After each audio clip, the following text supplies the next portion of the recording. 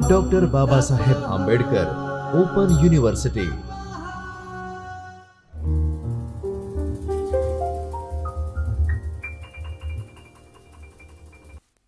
નમસ્કાર વિદ્યાર્થી મિત્રો, હું doctor Meena Rajput, assistant professor શિક્ષણશાસ્ત્ર વિભાગ, ડૉક્ટર બાબા સાહેબ આંબેડકર ઓપન યુનિવર્સિટીના ચૈતન્ય સ્ટુડિયોમાં આપ સૌનું હાર્દિક સ્વાગત છે.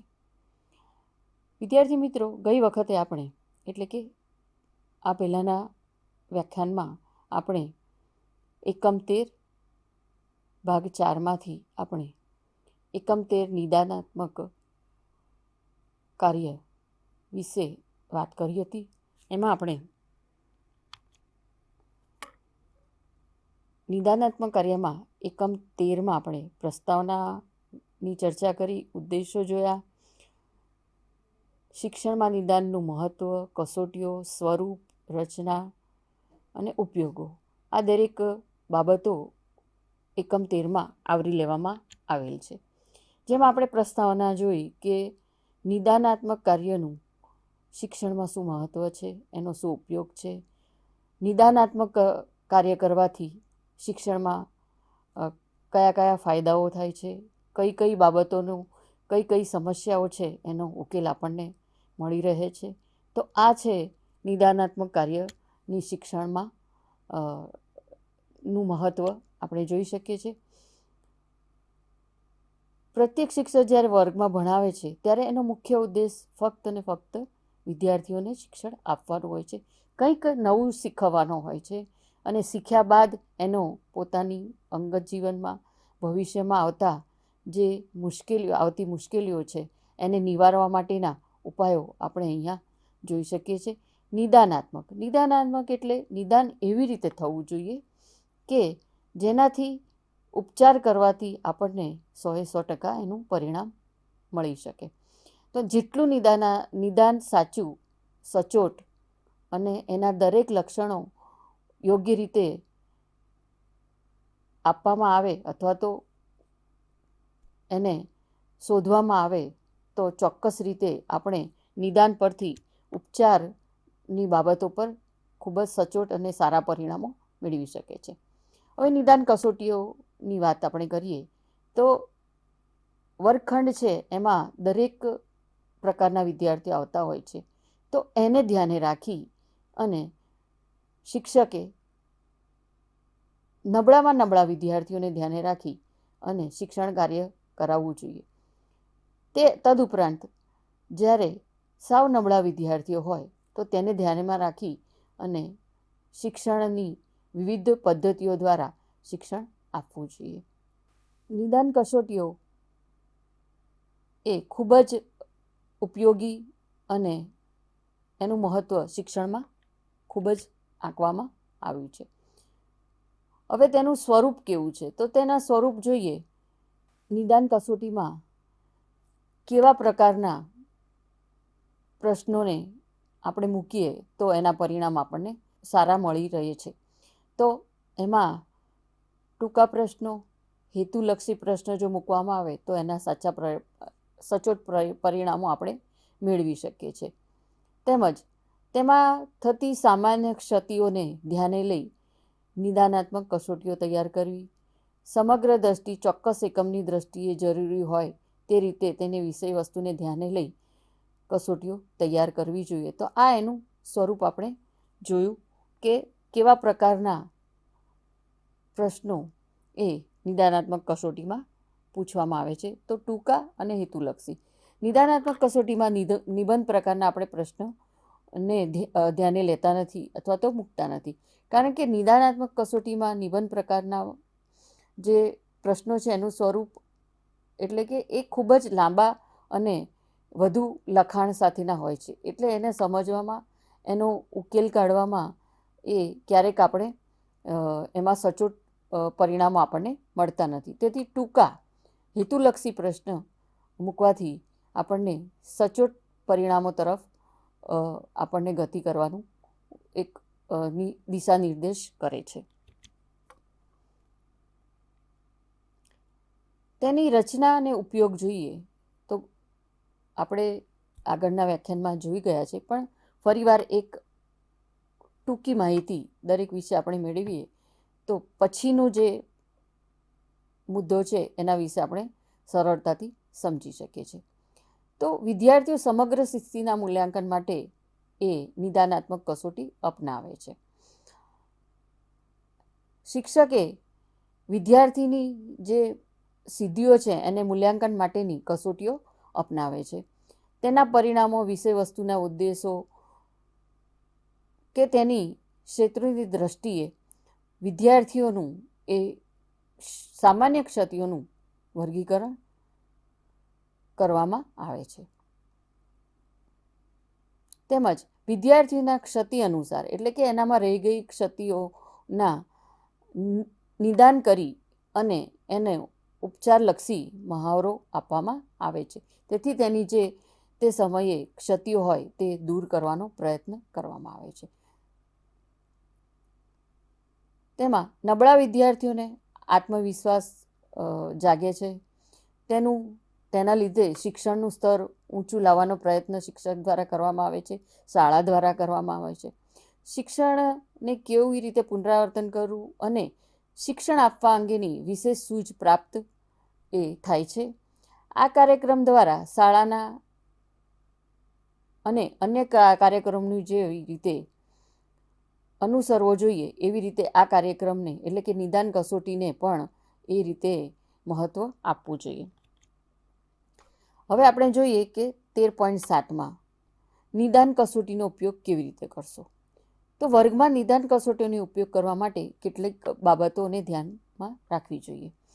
વર્ગના નબળા વિદ્યાર્થીઓને શોધી કાઢવા એ ખૂબ મહત્ત્વની બાબત છે. વિદ્યાર્થીઓને કસોટી અંગે જાણ ન કરવી. કસોટી લખવા માટે પૂરતો સમય આપવો. ઉત્તરવહીનું યોગ્ય મૂલ્યાંકન કરવું.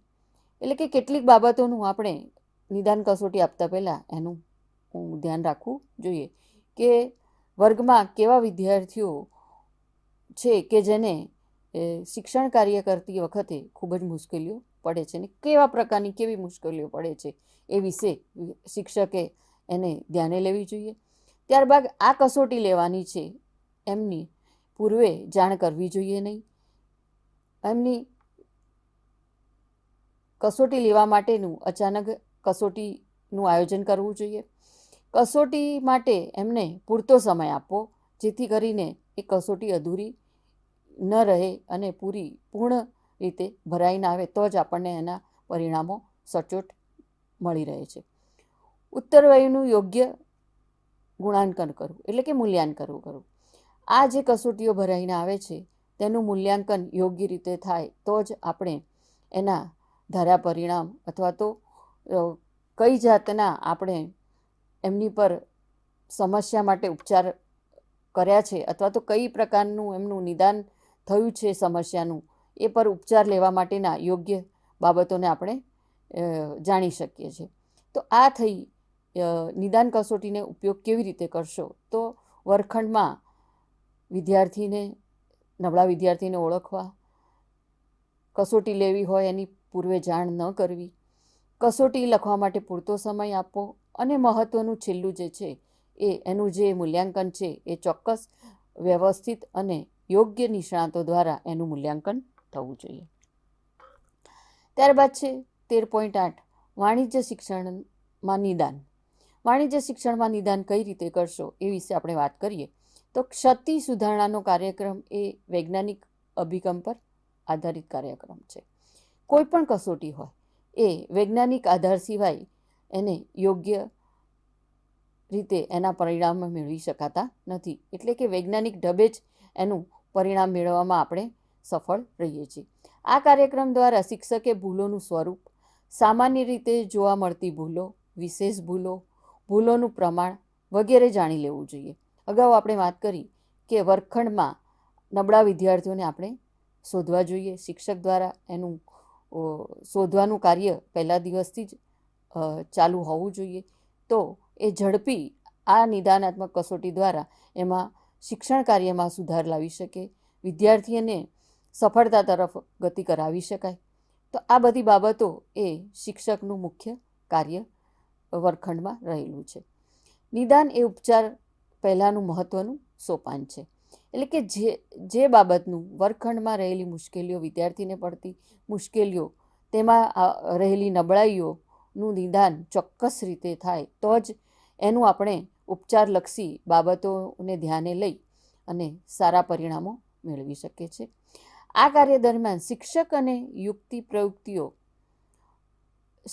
અનેક યુક્તિ પ્રયુક્તિઓ, વ્યવહારિક અભિગમો, સૂક્ષ્મ અવલોકન વગેરે દ્વારા વિદ્યાર્થીઓ વ્યક્તિગત અને સમૂહગત રીતે કઈ કઈ ભૂલો કરે છે, કેમ આવી ભૂલો કરે છે, ભૂલોનું સ્વરૂપ કેવું છે, ભૂલોનું પ્રમાણ કેટલું છે વગેરેનો ખ્યાલ મેળવવા માટે પ્રયત્ન એ શિક્ષક પોતાના વર્ગખંડમાં વિદ્યાર્થી બાબતે કરતા હોય છે.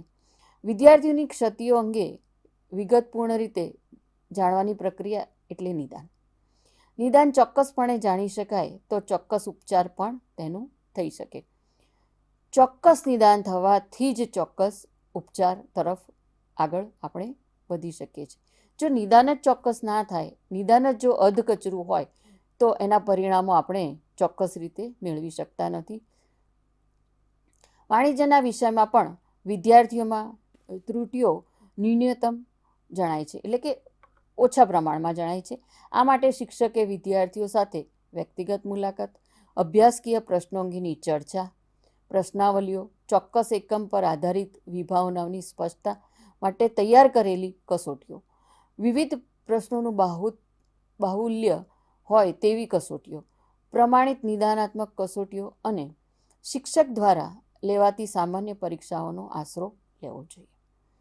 અહીં આપણે વાણિજ્ય વિષયની વાત કરીએ તેમજ નામાના મૂળ તત્વોની વાત કરીએ કોમર્સના અનુસંધાને, તો એમાં ત્રુટિઓ વાણિજ્ય વિષયમાં ઓછી જોવા મળે છે.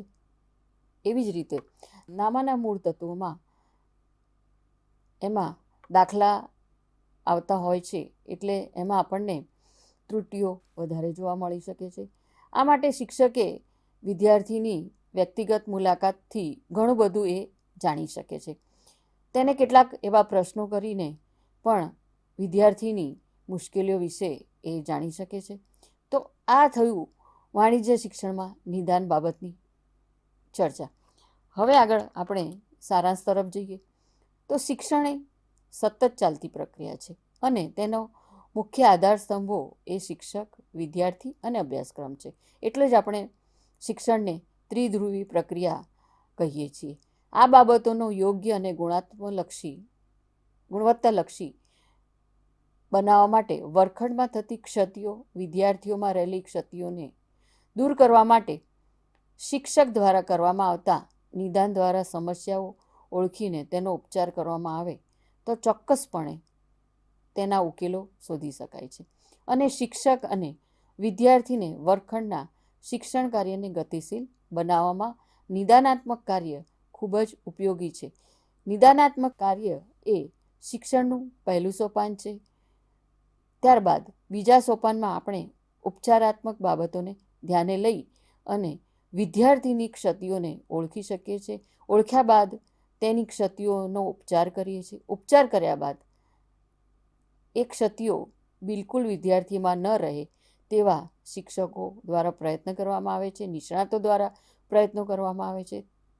તેમજ છેલ્લે આપણે સમજીએ કે નિદાન એટલું જ ચોક્કસ હોવું જોઈએ, જેટલું નિદાન ચોક્કસ એટલો જ ઉપચાર ચોક્કસ, અને એટલા જ આપણા ખૂબ જ સારા પરિણામો આપણે મેળવી શકીએ છીએ અને શિક્ષણ કાર્યને વિદ્યાર્થીનો રસ એ જાગૃત કરવામાં આપણે સફળ બનીએ છીએ. તો વિદ્યાર્થી મિત્રો, અહીંયા આપણે ઉપચારાત્મક શિક્ષણ તરફ જઈએ એ પહેલાં નિદાનાત્મક બાબતોને સમજી અને એને યોગ્ય રીતે એના પરિણામો મળી રહે તે બાબતે શિક્ષકોએ પ્રયત્ન કરવો જોઈએ.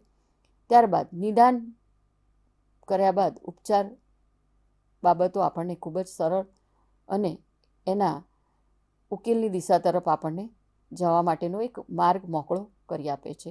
તો વિદ્યાર્થી મિત્રો, અહીંયા આપણે નિદાનાત્મક એટલે કે એકમ 13 અહીંયા આપણે પૂર્ણ કરીએ છીએ અને હવે પછી આપણે એકમ 14 ઉપચારાત્મક કાર્ય વિશે ચર્ચા કરીશું. નમસ્કાર. स्वाध्यायः परः